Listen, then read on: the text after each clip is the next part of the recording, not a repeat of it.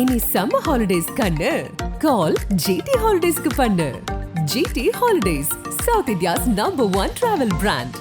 ஒரு பக்கம் பார்த்தா பாஜக ஒரு பெரிய சக்தி, இந்தியாவில் ஒரு முக்கியமான விஷயத்தில் இருக்காங்க. இன்னொரு பக்கம் வந்து ராகுல் காந்தி ஒற்றை மனிதராக போராடிட்டு இருக்காங்க. இந்திரா காந்தி வந்து அவருடைய பாடி கார்டு பாதுகாவலர்களால் வந்து கொல்லப்படுறாங்க. அப்போ ராகுல் காந்திக்கு வந்து 14 வயசு. அதில் ஒரு துயரமான செய்தி என்னன்னா, இந்திரா காந்தியை கொலை செய்த அந்த பாடி கார்டு வந்து ராகுல் காந்திக்கு வந்து பேட்மிண்டன் விளையாடுறதுக்கு சொல்லி கொடுத்துருக்கிறார். இப்போ ராகுல் காந்தியினுடைய குழந்தை பருவம் வந்து பறிக்கப்பட்டுருச்சு. சரி, அத்தோட முடிஞ்சிருந்தா பிரச்சனை இல்லை. அவருடைய அப்பா ராஜீவ் காந்தி வந்து சென்னை ஸ்ரீபெரும்புதூரில் வந்து மனித வெடிகுண்டால் வந்து கொலை செய்யப்படுறார்.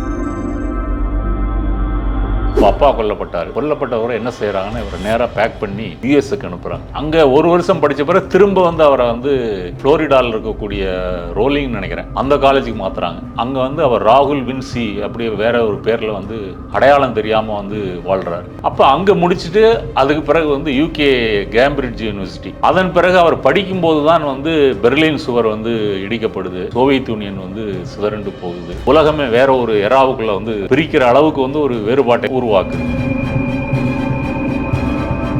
டெக்னாலஜிக்கல் நிறுவனம் ஒன்று ஆரம்பிக்கிறாரு. அது 2-3 வருஷம் டைரக்டராக இருக்கிறாரு. 2004 தான் அரசியலுக்கு வாரேன் அப்படின்னு சொல்லி அறிவிச்சுட்டு வராரு. அப்போ ஒரு வகையில் சொல்றதா இருந்தால் அப்போ ஒரு உண்மையிலே பப்பு மாதிரி தான் இருந்தார். அப்போ இவர் காலத்தில் வந்து பார்த்தீங்கன்னா காங்கிரஸில் வந்து எல்லாம் பழைய பெருச்சாளிகள் தான் இருக்கிறாங்க. இப்போ அவர் வந்து டிஃபமேஷன் கேஸில் வந்து 2 ஆண்டு சிறை தண்டனை வந்து கொடுத்துருக்கு. உலகத்தில் எங்கேயுமே டிஃபமேஷன் கேஸில் இப்படி ஒரு தண்டனை கிடைக்காது. தன்னுடைய அந்த பழைய வாழ்க்கையிலிருந்து மண்ணுக்கு வந்து மக்கள் வாழ்க்கையை வந்து பார்க்க ஆரம்பிக்கிறார். அப்படி பார்க்க ஆரம்பிச்சதை அவர் இன்னை வரைக்கும் நிறுத்தலை. இப்போ பாருங்க, நம்ம ஸ்டேட்டாக இருக்கட்டும் சென்டராக இருக்கட்டும், இப்போ தலித்துகள் தான் வந்து தலைமை தாங்க. இந்த மாற்றத்தை வந்து நீங்க ஒரு 1960, 70, 80 நினைச்சு கூட பார்க்க முடியாது. இப்போ தமிழ்நாட்டை பற்றி ஒரு டிபேட் நீங்க கூட சொன்னீங்க இல்லையா, வரும்போது சொல்றாரு தமிழ்நாட்டை நீங்கள் ஒருபோதும் நீங்கள் ஆள முடியாது அப்படின்னு சவால் விடுறாரு. மோடியை போய் கட்டி பிடிச்ச விஷயமா இருக்கட்டும், யாருமே எதிர்பார்க்கவே இல்லை. மோடி சாமானிய பின்னணியிலிருந்து போய் இன்னைக்கு சர்வாதிகாரி சக்கரவர்த்தியாக மாறிவிட்டார். ஆனால் ஒரு பெரிய அரண்மனையிலிருந்து வந்த ராகுல் காந்தி இன்று ஒரு மக்களின் தலைவராக மாறிக்கொண்டிருக்கிறார்.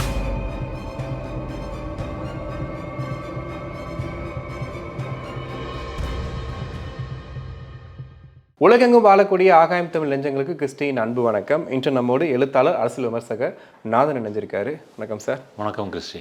எப்படி இருக்கீங்க சார்? நல்லா இருக்கேன், நீங்கள் எப்படி இருக்கீங்க? நல்லா இருக்கேன் சார். சார், இன்னைக்கு ராகுல் காந்தி அப்படின்ற அந்த ஒற்றை முகம், இன்னைக்கு காங்கிரஸில் பல முகங்களை சொன்னால் கூட என்னை பொறுத்த வரைக்கும் பிரியங்கா காந்தி இருந்தாலும் ஒரு கடைசி முகமாக பார்க்குறது ராகுல் காந்தி அவர்கள் தான். இன்றைக்கி காங்கிரஸ் கட்சியிலேயே வந்துட்டு உள்ள அவருக்கு அவ்வளோ சதி நடக்கிறதா சொல்கிறாங்க. ரீசெண்டாக பல விஷயங்கள் நீங்கள் பார்த்துருப்பீங்க, ராகுல் காந்திக்கு என்னெல்லாம் நடந்துச்சு அப்படின்ற விஷயத்த. ஒரு பக்கம் பார்த்தா பாஜக ஒரு பெரிய சக்தி, இந்தியாவில் ஒரு முக்கியமான விஷயத்தில் இருக்காங்க. இன்னொரு பக்கம் பார்த்தா ராகுல் காந்தி ஒற்றை மனிதராக போராடிட்டு இருக்க மாதிரி ஒரு பிம்பம் தான் வந்து இந்தியா முழுக்க இருந்துக்கிட்டே இருக்குது. யாத்திரை போகிறாரு, திடீர்னு சென்னையில் திடீர்னு இடத்துல வந்துட்டு நடந்து போனால் அவ்வளோ கூட்டம் கூடுது. அவருக்குன்னு ஒரு பேர் புகழ் இருந்துக்கிட்டே இருக்குது. ஆனால் சரியாக எதிர்கொள்கிற அளவுக்கு அவர்கிட்ட திராணி இல்லை, அவர் இன்னும் பப்பு தான் சொல்லிட்டு தொடர்ந்து சொல்லிகிட்டே இருக்காங்க. உங்கள் பார்வைக்கு ராகுல் காந்தி எப்படிப்பட்டவர்? அதாவது ராகுல் காந்தியை பொறுத்த வரைக்கும் நம்ம பிரதமர் மோடி அவர் எப்படி சொல்லுவாருன்னா பட்டத்து இளவரசர்னு தான் சொல்லுவார். அப்போ இப்போ மோடி என்ன சொல்கிறாருன்னா, நான் வந்து ஒரு டிவி இருக்கக்கூடியவருடைய மகனாக இருந்து இன்றைக்கி இந்த நிலைக்கு வந்து அடைச்சிருக்கிறேன். அப்போது ஒரு சாமானிய மனிதன் கூட இந்த மாதிரி ஒரு உயர்ந்த இடத்தை அடைய முடியும் அப்படின்றது நான் அதை ப்ரூவ் பண்ணியிருக்கேன். ஆனால் ராகுல் காந்தி பரம்பரையாக அவங்களுடைய அப்பா, அப்புறம் பாட்டி, அப்புறம் கொள்ளு தாத்தா, நேரு, இந்திரா காந்தி, ராஜீவ் காந்தி எல்லாருமே பிரதமர், பரம்பரை பணக்காரர். ஆமாம். அப்போ அந்த பரம்பரை டைனாசிட்டிலேருந்து அவர் பிரதமராக ஆகிறதுக்கு முயற்சி பண்ணுறாரு. ஆனால் இந்திய மக்கள் ஏற்றுக்கொள்ள மாட்டார்கள் அப்படின்னு சொல்கிறாரு. இது ரெண்டையும் ஒப்பிட்டு பார்த்தா இன்றைக்கி 2024 இந்த எலெக்ஷன் நடந்து இன்னொரு 5 கட்டம் இருக்கு இல்லையா, இந்த சமயத்தில் என்ன சொல்லலான்னா, ராகுல் காந்தி ஒரு டைனாசிட்டி பரம்பரையிலிருந்து வந்து ஒரு சாதாரண குடிமகனாக சாமானிய மக்களை புரிந்து கொள்ளக்கூடியவராக ஒரு மனிதனாக மாறுகிறார். ஆனால் சாமானிய பின்னணியிலிருந்து போன பிரதமர் மோடி தன்னை வந்து ஒரு விஸ்வகுரு சக்கரவர்த்தியாக கருதி கொண்டு அவர் வந்து ஒரு சர்வாதிகாரியாக மாறிட்டு இருக்காரு. யார் சாமானியன், யார் பட்டத்து இளவரசர்? ஆமாம். இவங்க 2 பேரும் இப்படி ஒப்பிட்டு பார்க்கலாம், இது தனியாகவே பேசலாம். ராகுல் காந்தியை பொறுத்த வரைக்கும் அவருடைய வாழ்க்கை வரலாறு எடுத்துக்கிட்டிங்கன்னா, ஒரு குழந்தை பருவத்திலிருந்து சோகமும் ஒரு வீட்டுக்குள்ளேயே செக்யூரிட்டியோடு சேர்ந்து வாழக்கூடிய ஒரு தன்மையும் தான் இருந்தது. இப்போ பப்ளிக் டொமைனில் எடுத்து பார்த்திங்கன்னா அவரை பற்றிய சைல்டுஹுட் விவரங்கள் வந்து ரொம்ப குறைவு. இவர் வந்து 1970 ஜூன் 19ஆம் தேதி ராகுல் காந்தி வந்து பிறக்கிறார். அப்போ வந்து இந்திரா காந்தி வந்து பிரதமராக இருக்கிறாங்க. இவருடைய அப்பா ராஜீவ் காந்தி வந்து எப்படி இங்கிலாந்து போய் அங்கே வந்து கேம்பிரிட்ஜ் பல்கலைக்கழகத்தில் மெக்கானிக்கல் இன்ஜினியரிங் படிக்கிறாரு. அங்கே வந்து சோனியா வந்து அங்கே லாங்குவேஜ் ஸ்கூலில் வந்து இங்கிலீஷ் படிக்கிறாங்க. அவங்க இத்தாலியை சேர்ந்தவங்க. 2 பேரும் மீட் பண்ணுறாங்க. 68 மேரேஜ் நடக்குது. 70 ராகுல் காந்தி பிறக்கிறாரு. 72 பிரியங்கா. இப்போ ராகுல் காந்தி, பிரியங்கா காந்தி வதையாரா அப்படின்னு சொல்லும்போது சங்கிகள் என்ன சொல்கிறாங்கன்னா, மோடி கூட சொல்லியிருக்கிறார். ஓகே, என்னன்னா இவங்க வந்து காந்தி பேரை வச்சுட்டு ஊர் உலகத்தை ஏமாத்துறாங்க. இந்த காந்தின்ற சர்நேம், இந்த பின்னோட்டு வந்து எதற்கு, ஏமாத்துறதுக்கு அப்படின்னு சொல்கிறாங்க. ஆக்சுவலாக வந்து நீங்கள் அவங்க பரம்பரையை பார்த்தீங்கன்னா, அப்பாவினுடைய கணவனுடைய பெயர் வந்து மனைவிக்கு வரும். குழந்தைகள் வந்து அப்பாவினுடைய பேரை வந்து வச்சுக்குவாங்க. இப்போ சர்நேமாக யூஸ் பண்ணுறாங்க. இப்போ வந்து ஜவஹர்லால் நேரு வந்து தன்னுடைய அப்பா பேர் மோதிலால் நேரு. அந்த நேரு எடுத்துக்கிட்டு ஒரு ஜவஹர்லால் நேரு. அவருடைய மனைவி வந்து கமலா, அவங்க வந்து கமலா நேரு. இப்போ இந்திரா காந்தி வந்து இந்திரா நேருவாக தான் இருந்தாங்க. அவங்க யார் கல்யாணம் பண்ணுறாங்கன்னா, அவங்க வந்து ஃபெரோஸ் காந்தின்னு ஒரு குஜராத்தை சேர்ந்த ஒரு ஃபார்சி. அவங்களுக்கும் நேரு குடும்பத்துக்கும் வேறு எந்த சம்மந்தமும் இல்லை. ஓகே, அவரை சந்தித்து கல்யாணம் பண்ணுறாங்க. அப்போ ஃபெரோஸ் காந்தியினுடைய அந்த காந்தி தான் இந்திரா காந்தின்னு வருது. அப்புறம் இந்திரா காந்திக்கு பிறக்கக்கூடிய குழந்தைகள் வந்து ராஜீவ் காந்தி, சஞ்சய் காந்தி வந்து தம்பி. அப்போ அப்படி தான் ராஜீவ் காந்திக்கு பிறகு ராகுல் காந்தி அப்படின்னு வருது. இப்படி தான் இந்த காந்தின்ற பேர் சேருதே தவிர இவங்க ஏதோ திட்டமிட்டு பெரிய சதி பண்ணி இப்படி சேர்த்துட்டாங்க அப்படின்னு சொல்கிறாங்க. அவருடைய குழந்தை பருவம் வந்து டெல்லியிலையும் டேராடூன் உத்தரகண்ட் இருக்கு இல்லையா, அங்கேயும் தான் அவருடைய குழந்தை பருவம் வந்து நடந்துச்சு. எப்படி இருந்தாலும் நீங்கள் வந்து ஒரு பெரிய அரசியல் பரம்பரையை சேர்ந்த வீட்டில் வந்து அவருடைய குழந்தை பருவம் எப்படி இருந்திருக்க முடியும்? அவங்களுக்குன்னு நீங்கள் நம்ம சாதாரண குழந்தைகள் தெருவில் போய் விளையாடுற மாதிரி விளையாட முடியாது. எப்போதும் வந்து பாதுகாவலர்கள் புடை சூழ அப்படி தான் இருக்கணும். அந்த புரோட்டோக்கால் இப்படி தான் வாழ முடியும். இப்படி தான் அவங்க குழந்தை பருவம் கழியுது. 1984 இந்திரா காந்தி வந்து அவருடைய பாடிகார்டு இருக்கிற சீக்கிய பாதுகாவலர்களால் வந்து கொல்லப்படுறாங்க. அப்போ ராகுல் காந்திக்கு வந்து 14 வயசு. அதில் ஒரு துயரமான செய்தி என்னென்னா, இந்திரா காந்தியை கொலை செய்த அந்த பாடிகார்டு வந்து ராகுல் காந்திக்கு வந்து பேட்மிண்டன் விளையாடுறதுக்கு சொல்லி கொடுத்துருக்குறாரு. ஓகே, இப்போ இந்திரா காந்தி ஏன் கொலை செய்யப்பட்டாங்க அதுக்குள்ளே நம்ம இப்போ போக தேவையில்லை. இது நடந்தது பிறகே வந்து இவரை வந்து டூன் ஸ்கூலில் படிச்சுக்கிட்டு இருந்தார். அவரையும் பிரியங்காவையும் கூட்டிகிட்டு வந்து வீட்டில் இருந்தே டீச்சர்ஸ் வரவழைச்சி பாடம் நடத்துறது அப்படின்னு முடிவு செய்கிறாங்க. ஏன்னா செக்யூரிட்டி த்ரெட்டு. ஓகே, அப்போ நீங்கள் யோசிச்சு பாருங்கள், ஒரு 14 வயசு 15 வயசில் வெளியே போய் ஓடி ஆடி விளையாண்டு சண்டை போட்டு வகுப்பில் வந்து மற்ற சக மாணவர்களோடு விளையாடி அப்புறம் டீச்சர்ஸு இந்த பிரச்சனை, இப்படி ஒரு சமூக அனுபவம் எதுவும் பெற வாய்ப்பு இல்லாமல் ஒரு அரண்மனைக்குள்ளே வந்து ஒரு கூண்டு கிளியாக வளர்கிற மாதிரி அவருடைய நிலைமை. ஓகே, இது வந்து ஒரு துயரமானது. நீங்கள் சொல்கிறது வந்து ஒரு அடல்ட் ஏஜ், கரெக்டாக ஒரு என்ஜாய் பண்ண வேண்டிய அந்த வயசு. ஆமாம், அவருடைய பக்குவத்துக்கு இது ஒரு காரணமாக எடுத்துக்கலாமா சார்? இப்போ இருக்கக்கூடிய அந்த பக்குவம், அவர் வந்து இப்போ ஒரு பொது வெளியில் ஒரு பார்லையோ ஒரு அரசியல்வாதிகள் கொண்டாடப்படக்கூடிய ஒரு இடத்துலையோ அவர் பார்க்க முடியல அப்படின்னு சொல்கிறாங்க. ஸோ இதுக்கு காரணமே அவர் அந்த வாழ்க்கையை அப்போ அடைஞ்ச அந்த அனுபவங்கள். ஆமாம், ஆரம்பத்தில் கூட அவர் வந்து கொஞ்சம் ஷை டைப்பாக தான் இருந்தார். அதுக்கெல்லாம் காரணம் வந்து இதுதான். நீங்கள் எப்போவுமே பார்த்தீங்கன்னா ஒரு தலைவர் என்பவர் வந்து பிறப்பிலேயே உருவாகி வந்துடுறது கிடையாது. பல போராட்டங்கள், பல படிக்கட்டுகள், அதில் பட்டு அனுபவம் பெற்று தோல்வி அடைந்து வெற்றி அடைந்து மாறி மாறி தான் அவங்க தலைவராக உருமாற முடியும். இப்போ ராகுல் காந்தியினுடைய குழந்தை பருவம், அந்த அடலசண்ட் பருவம் என்பது பறிக்கப்பட்டுருச்சு. சரி, அத்தோடு முடிஞ்சிருந்தால் பிரச்சனை இல்லை.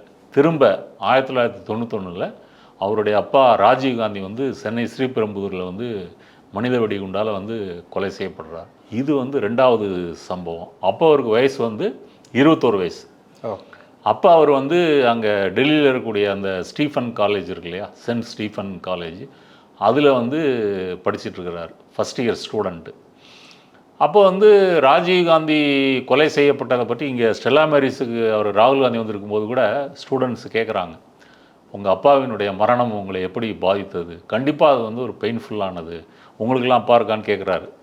ஒரு மாணவி இருக்கிறாங்கன்றாங்க, ஒருத்தர் இல்லைன்றாங்க. இல்லைன்னா உங்களுக்கு அந்த பெயின் தெரியும். கிட்டத்தட்ட நம்ம இதயத்தை அறுத்தது போன்ற ஒரு உணர்வு. ஏற்கனவே பாட்டி கொல்லப்பட்டிருக்காங்க, இப்போ வந்து அப்பாவும் கொல்லப்பட்டார். அப்போ என்ன செய்கிறது, இதுக்கு மேலே என்ன செய்கிறது, இப்படி ஒரு குழப்பமான துயரமான ஒரு வருடங்கள். இப்போ இவங்க 2 பேரும் வந்து கொலை செய்யப்பட்டது அரசியல் காரணங்களுக்காக. அது இப்போ இந்திரா காந்தி எடுத்துக்கிட்டிங்கன்னா, அவங்க வந்து பஞ்சாபில் வந்து அகாலிதளை வந்து பின்னுக்கு தள்ளிட்டு காங்கிரஸ் முன்னுக்கு வரணுன்றதுக்காக பிந்தரன்வாலே சீக்கிய தீவிரவாதத்தை வந்து வளர்த்து விடுறாங்க.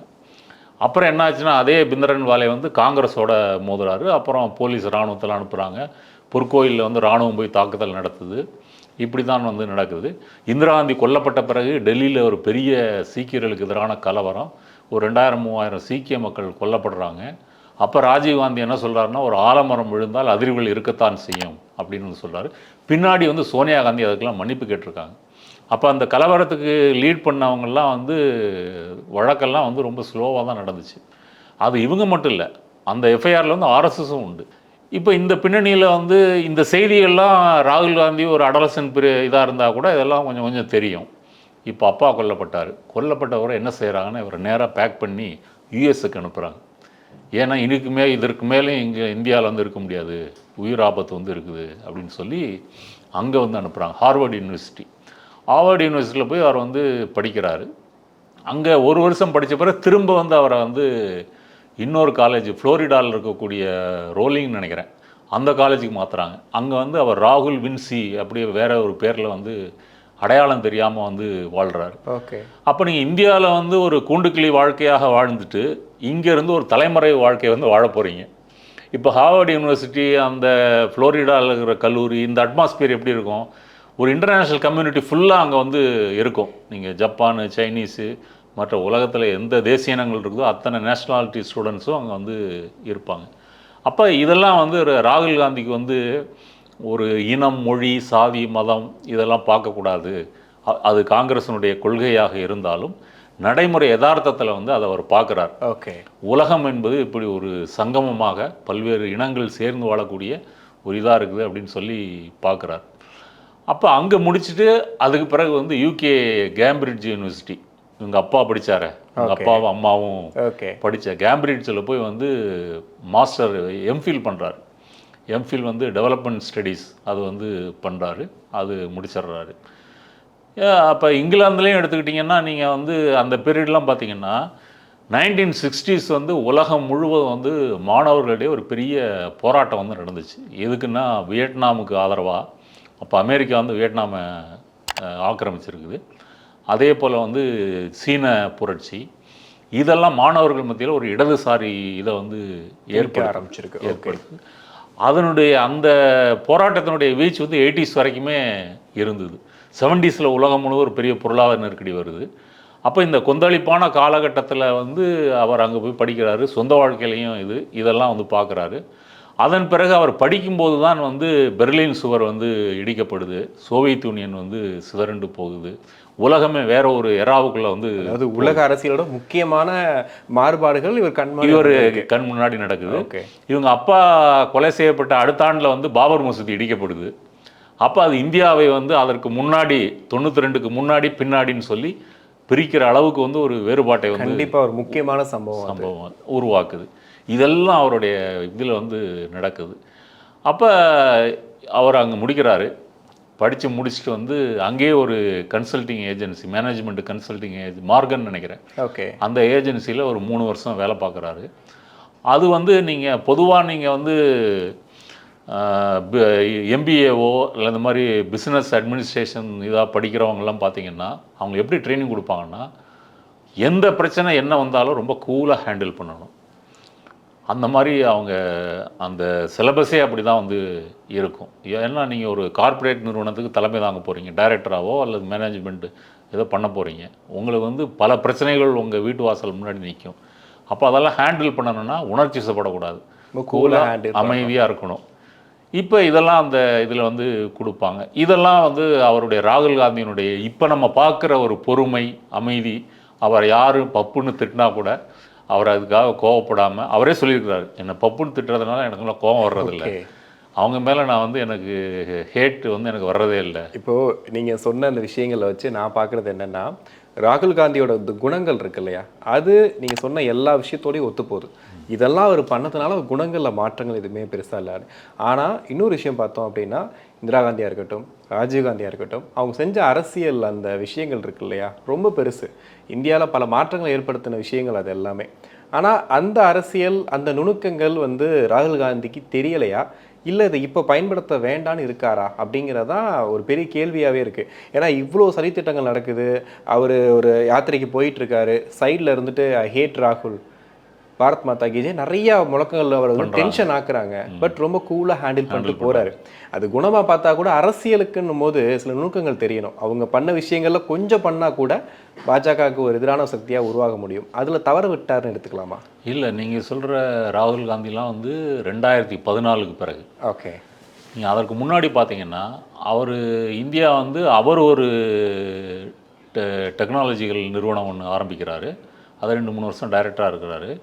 2004 தான் அரசியலுக்கு வாரேன் அப்படின்னு சொல்லி அறிவிச்சிட்டு வாரார். அப்போது ஒரு வகையில் சொல்கிறதா இருந்தால் அப்போ ஒரு உண்மையிலே பப்பு மாதிரி தான் இருந்தார். ஓகே. பப்புன்னா நான் சொல்கிறது ஒரு அறியாமை, இன்னோசன்ட்.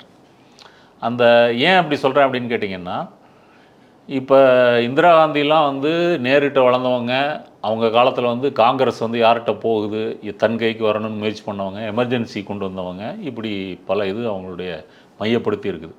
அவங்க சர்வாதிகாரியாக இருந்தாலும் அது ஒரு தனிநபர் சர்வாதிகாரம் தான். அதற்கு பின்னாடி ஒரு சித்தாந்தமோ ஒரு இயக்கமோ அப்படி கொள்கை கோட்பாடு கிடையாது. அதனால தான் எமர்ஜென்சி முடிந்து நடந்த 77 தேர்தல் வந்து நியாயமாக நடுநிலைமையாக நடந்தது. ஆனால் இப்போ நடக்கிற தேர்தல் அப்படி சொல்ல முடியும்? ஓகே, இல்லையா? ராஜீவ் காந்தி வந்து விபத்து போல அவருக்கு அரசியல் விருப்பமே கிடையாது. அவர் வந்து பைலட்டாக பணியாற்றிட்டு இருக்கிறாரு. அவருடைய தம்பி தான் ஆக்டிவாக இருக்கிறார். இந்திரா காந்தி அம்மா கூட ஆக்டிவாக இருக்கிறாரு. எமர்ஜென்சின் போது அவரும் சில தவறுகள்லாம் நிறைய செஞ்சுருக்கிறாரு. அப்போ அவர் இறந்த பிறகு இவரை கொண்டு வராங்க. இவர் விருப்பம் இல்லாமல் தான் கொண்டு வராங்க. அப்போ 84 கொல்லப்பட்ட பிறகு உடனே இவரை பிஎம்மாக அறிவிக்கிறாங்க. விபத்து போல் வந்து வாராரு. அவருடைய பீரியடில் தான் இந்த பாபர் மசூதியை திறந்து விட்டது ராமர் வழிபாட்டுக்கு, இந்த ஷாபானு கேஸு, அப்புறம் வந்து விபி சிங் அவர்கிட்ட பிரிஞ்சு போய் இவர் மேலே ஊழல் குற்றச்சாட்டு வைத்தது, இதெல்லாம் நடக்குது. இப்போ ராகுல் காந்தியை பொறுத்த வரைக்கும் அவர் வெளிநாட்டில் போய் ஒரு சர்வதேச சமூகம், அதெல்லாம் ஒரு மெட்ரோபாலிட்டன் சிட்டி வாழ்க்கை அதெல்லாம் புரிஞ்சுக்கிட்டாலும், இந்தியாவினுடைய மக்கள் எப்படி வாழ்கிறாங்க, இங்கே என்னென்ன, ஏன் சாதி வலுவாக இருக்குது, ஏன் இவ்வளோ பிற்போக்குத்தனங்கள் இருக்குது, ஏன் இவ்வளோ மூடநம்பிக்கைகள் இருக்குது, என்ன மாதிரி லைஃப் இங்கே ஓடிட்டுருக்குது, ஏழ்மைன்னா என்ன, இதெல்லாம் அவருக்கு தெரியாது. உதாரணத்துக்கு அவர் 2007 ஒரு காங்கிரஸ் மாநாட்டில் பேசும்போது, ஏழ்மை அப்படின்னா என்னன்னு கேட்டிங்கன்னா, அவர் வந்து பணக்காரராக ஆவதற்கு தடுக்கின்ற முயற்சிகள் தான் ஏழ்மை அப்படின்னு சொல்கிறாரு. அப்போ இதுதான் அவருடைய அண்டர்ஸ்டாண்டிங், வரம்பு. பப்பு. ஆமாம், அப்படி தான் அவர் இருக்கிறாரு. அப்போ 2007 வந்து அவர் வரும்போது ஜென்ரல் செக்ரட்டரியாக வந்து அவருக்கு பதவி கொடுக்குறாங்க. குறிப்பாக இளைஞரணி, மாணவர் அணி, இந்த 2 அமைப்புகளுக்கும் அவரை வந்து பொறுப்பாக்குறாங்க. அப்போ இவர் காலத்தில் வந்து பார்த்திங்கன்னா காங்கிரஸில் வந்து எல்லாம் பழைய பெருச்சாளிகள் தான் இருக்கிறாங்க. ஒரு இளைய சிந்தனை, இளைய தலைமுறை அப்படின்றது ரொம்ப குறைவு. சொல்லப்போனால் ராஜீவ்காந்தி காலத்தில் கூட அவரோட சீனியர்ஸ் தான் அதிகம், அவரோட ரொம்ப அனுபவசாலிகள் தான் வந்து அதிகம். அப்போ 1885 காங்கிரஸ் ஆரம்பிக்கிறாங்க. இப்போ இன்றைக்கி அதையும் கடந்து வந்துருச்சு. இப்போ இவர் வந்து அந்த பழைய ஓல்டு காட்ஸ் இருக்காங்க இல்லையா, அவங்களோடையும் முரண்படக்கூடாது, ஆனால் புதிய சிந்தனை, புதியவர்களையும் கொண்டு வரணும். ஒரு பேலன்ஸ் பண்ணி தான் இதை வந்து செய்ய முடியும். ஓகே. அப்போ அவர் வருவதற்கு முன்னாடி வந்து 2.5 லட்சமாக இருந்த மாணவர் அணி, இளைஞரணி அந்த எண்ணிக்கை வந்து கிட்டத்தட்ட 20 லட்சமாக வந்து உயருது. நிறைய யூத்து யங்ஸ்டர்ஸ் வந்து கொண்டு வராரு. அதே சமயம் இன்னும் ஒரு மக்களை பற்றி அவருக்கு தெரியாது. அதே அப்புறம் 2004, 2009 வந்து காங்கிரஸ் கூட்டணி யூபிஏ ஜெயித்தாலும், ஐக்கிய முற்போக்கு கூட்டணி ஜெயித்தாலும், அவர் வந்து மன்மோகன் சிங் கவர்மெண்ட்டில் அவர் சேரலை. அதில் அவர் உறுதியாக இருந்தார். அவரே ஒரு பேட்டியில் சொன்னது போல், அதிகாரம் என்பது வந்து ஒரு விஷம் போல், power is a poison. Okay. அப்போ அதில் வந்து நம்ம விழுந்துடக்கூடாது அப்படின்னு சொல்லிட்டு, இந்தியான்றது ஒரு ஐடியா, அந்த ஐடியாவை பற்றி நான் புரிஞ்சுக்கணும். அப்போ காங்கிரஸ் வந்து அந்த ஐடியாவை வந்து ஒரு கனவு போல் நிறைவேற்றுவதற்காக தோன்றிய ஒரு கட்சி அப்படின்ற மாதிரி அவர் சொல்கிறாரு. அதிகாரத்துக்கு வந்து வரலை. ஓகே. இன்னும் அவருடைய நேர்மைக்கு ஒரு இதாக சொல்கிறதாக இருந்தால் இப்போ அவர் வந்து டிஃபமேஷன் கேஸில் வந்து சூரத் நீதிமன்றம் வந்து அவருக்கு வந்து 2 ஆண்டு சிறை தண்டனை வந்து கொடுத்துருக்கு. உலகத்தில் எங்கேயுமே டிஃபமேஷன் கேஸில் இப்படி ஒரு தண்டனை யாரும் கொடுத்ததே கிடையாது. விரைவாகவும் இருந்திருக்காது. ஆமாம், இவ்வளோ சீக்கிரமும் தண்டனை கிடைக்காது. இந்தியாவிலே அதான் ஃபர்ஸ்ட் டைம் நினைக்கிறேன். அப்போ 2011 வந்து இந்த யூபிஏ கவர்மெண்ட், மன்மோகன் சிங் தலைமையில் கவர்மெண்ட் என்ன கொண்டு வராங்கன்னா, இது போன்ற எம்எல்ஏ எம்பிக்கள் தண்டிக்கப்பட்டால் அவர்களுடைய இந்த எம்எல்ஏ எம்பி பதவியை வந்து பறிக்க தேவையில்லை அப்படின்னு ஒரு அமெண்ட்மெண்ட் வந்து கொண்டு வராங்க இந்த மக்கள் பிரதிநிதித்துவ சட்டத்தில். அப்போ அஜய் மக்கான்ற அந்த ஸ்போக்ஸ் பர்சன் வந்து மீடியாவில் பேசிகிட்டு இருக்கிறார். உடனே ராகுல் காந்தி வேகமாக வரார். வந்துட்டு அந்த அமெண்ட்மெண்ட்டை வந்து ஒரு ஜெராக்ஸை எடுத்து கிழிச்சு போடுறார். போட்டு இது வந்து ரொம்ப தப்பு, இந்த ஷரத் வந்து இருக்கணும் அப்படின்னு. அப்போனா பார்த்துங்க. ஓகே,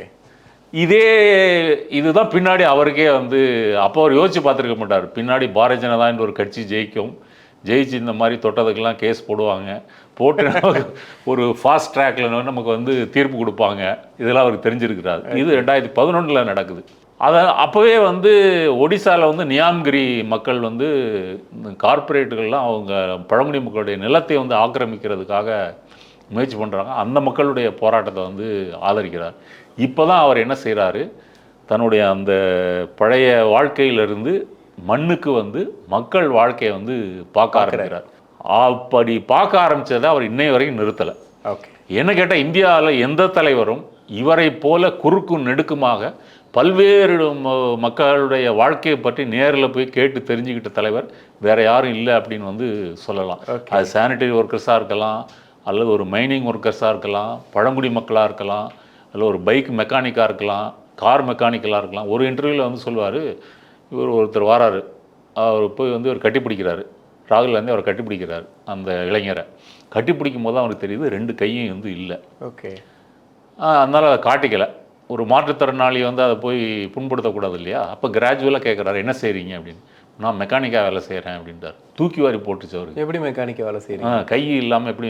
அதை கேட்க முடியாது. ஆமாம், நீங்கள் என்ன கார் ரிப்பேர் பண்ணுறீங்க, என்ன மாடல் அப்படின்லாம் கேட்குறாரு. இல்லை, நான் பைக் மெக்கானிக்கா. அப்படியா, எப்படி நீங்கள் ரிப்பேர் பண்ணீங்க, செஞ்சு காமிங்களேன். அப்படி போனால் அவர் உட்காந்துக்கிட்டு காலை வச்சுக்கிட்டு ரிப்பேர் பண்ணுறாரு, தன்னுடைய 2 கால்களை வைத்துக்கொண்டு. அப்போ அவர் சொல்கிறார், இதெல்லாம் என்னை வந்து தூக்கி வாரி போட்டுச்சு. இது ஒரு உதாரணம் தான். ஓகே, இப்போ நீங்கள் மகாராஷ்டிராவில் வந்து விவசாயிகள் தற்கொலை பண்ணாங்கன்னா அந்த தற்கொலை செய்த அந்த குடும்பத்தில் போய் ஆறுதல் சொல்லிவிட்டு அங்கேயே நைட்டு தங்குவார். இப்படி இந்தியா முழுக்க பல இடங்களில் வந்து தங்கியிருக்கிறார். இப்போ மணிப்பூர் கலவரமா, உடனே நேராக போவார். ஏதாவது ஒரு ரேப் இது நடக்குதா, அந்த இடத்துக்கு போவார். அரசாங்கம் அவர் வந்து விடாதே தவிர இது வந்து அவர் தொடர்ந்து செய்கிறார். ஓகே, இதன் மூலம் வந்து தன்னை மேலும் மேலும் வந்து ஒரு செழுமைப்படுத்திக்கிட்டே வராரு. ஓகே, இப்போ தான் அவருக்கு வந்து தெரியுது.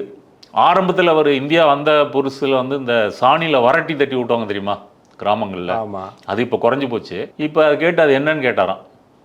அப்படின்னா அவருக்கு கிராமங்களை பற்றி தெரியாது. அப்படி இருந்தவர் ஒவ்வொன்றா வந்து எல்லா இதையும் வந்து தெரிஞ்சுக்கிட்டு அப்படியே வந்து வாராரு. ஓகே, இப்போ 2014 கேளுங்க. இப்போது ரீசெண்டாக நீங்கள் சொன்ன மாதிரி ஒரு விஷயங்கள்லாம் கற்றுக்கிட்டு கரெக்டாக நீங்கள் சொன்ன மாதிரி ஒவ்வொரு இடத்துக்கும் போய் பார்க்குறது வைக்கிறது ஒரு பக்கம், இன்னொரு பக்கம் அரசியல் ரீதியாகவும் கொஞ்சம் வேறு மாதிரி மாறிட்டாருன்றதுக்கு பார்லிமெண்ட்டில் அவர் பேச்சாக இருக்கலாம், நிறைய பேசுகிறாரு. எதிர்கட்சிகள் வந்து இவர் இப்படிலாம் பேசுவாரா அப்படின்ற மாதிரிலாம் இருக்குது. தமிழ்நாட்டை பற்றி குறித்து கூட சொன்னார், உன்னால் முடிஞ்சால் பண்ணுன்னு சொல்லிட்டு அந்த அளவுக்கு ஒரு சவால் ஒரு விஷயமா இருக்கட்டும், மோடியை போய் கட்டி பிடிச்ச விஷயமா இருக்கட்டும், யாருமே எதிர்பார்க்கவே இல்லை. ஓடி போய் மோடியை கட்டி பிடிச்சிட்டு அந்த விஷயத்தை கொஞ்சம் மாற்றுறதா இருக்கட்டும். ஒரு ஊருக்கு வராருன்னா நம்ம வில்லேஜ் குக்கிங் சேனலில் கூப்பிட்டு வந்து அவங்க கூட வந்து ஒரு கொலாபரேஷன் பண்ணுறது. ஸோ மக்கள் மனசு இதுதான், நம்ம இந்த மாதிரி இருந்தால் அரசியல்லையும் நம்ம வந்து பயங்கர ஸ்ட்ராங் ஆகிடலாம், மக்கள் மனசுலையும் ரொம்ப ஸ்ட்ராங் ஆகிடலான்ற அந்த ஐடியாவுக்கு வந்துட்டாரா சார்? இப்போ கண்டிப்பாக. இப்போ நீங்கள் அந்த 2014 பிறகு 2014 எலெக்ஷனில் காங்கிரஸ் தோல்வியடையுது. அப்போது ஒரு அமேதியில் ஜெயிக்கிறாரு. அதுக்கு முன்னாடி 2004 2009 வந்து ஜெயிக்கிறாரு. 2014 ஜெயிக்கிறாரு ஸ்மிருதி இரானியை. 2019 அதே ஸ்மிருதி இரானிகிட்ட வந்து தோத்துறாரு. அப்போ வந்து வயநாடு கேரளாவில் இருந்ததுனால அவர் எம்பியாக வந்து போகிறாரு.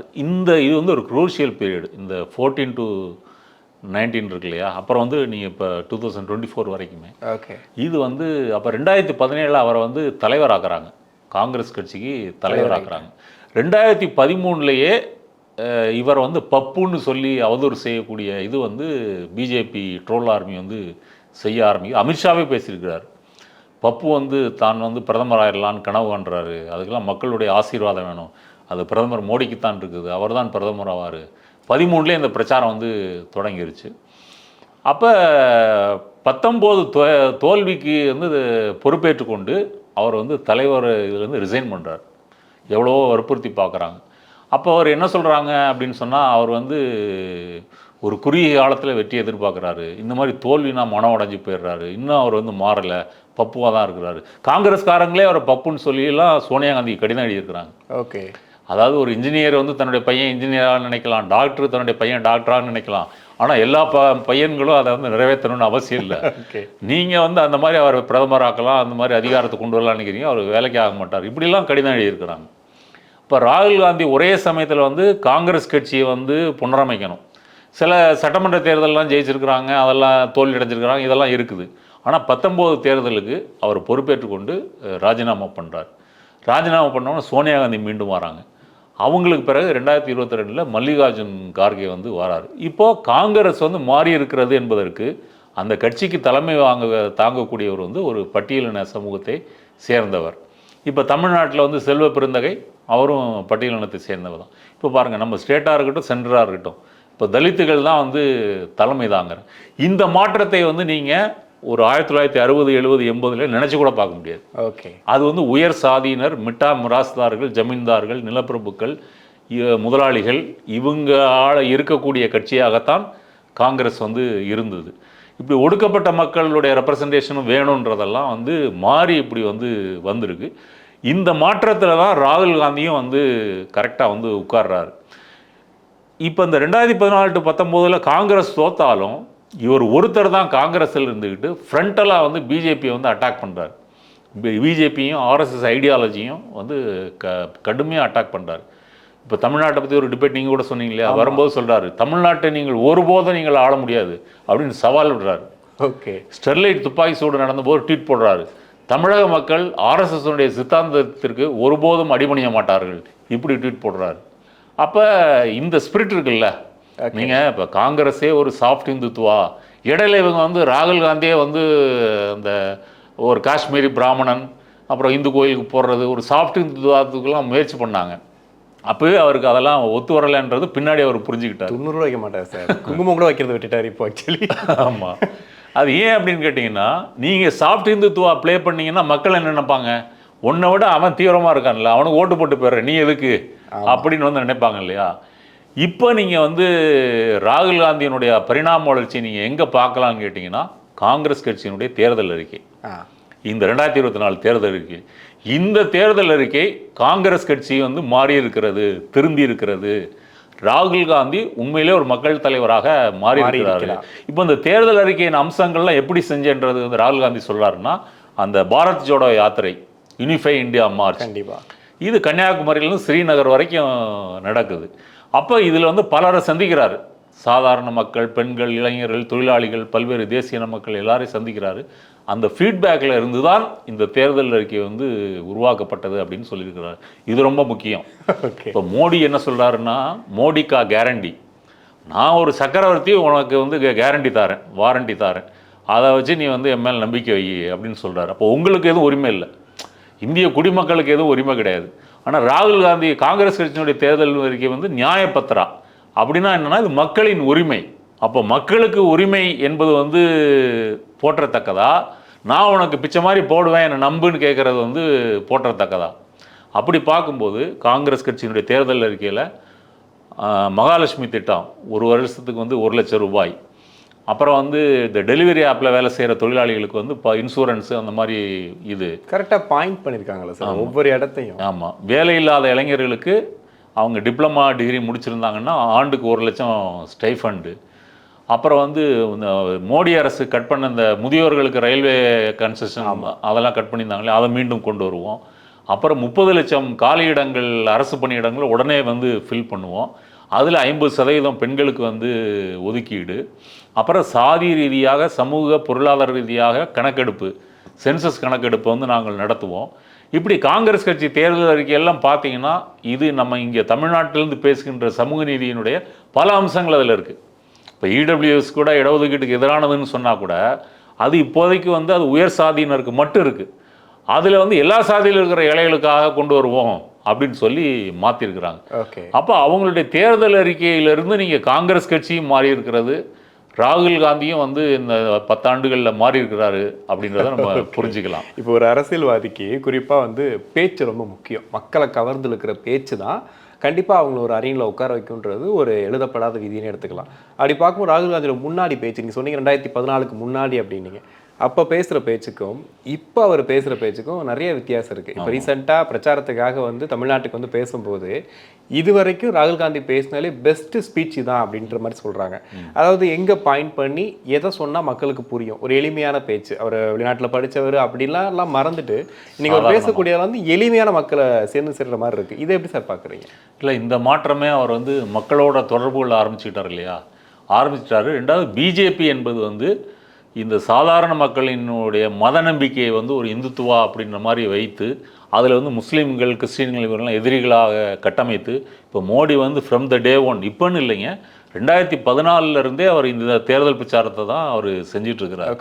அப்போ இதை வந்து ராகுல் காந்தி வந்து எதை ஏற்படுத்துதுன்னா இன்னும் கடுமையாக சண்டை போடணும், இவங்கள்ட்ட வந்து மென்மையான வார்த்தைகள் வைத்துக்கொண்டு இவங்களை வந்து சண்டை போட முடியாது அப்படின்னு சொல்லி கடுமையாக அட்டாக் பண்ணுறாரு.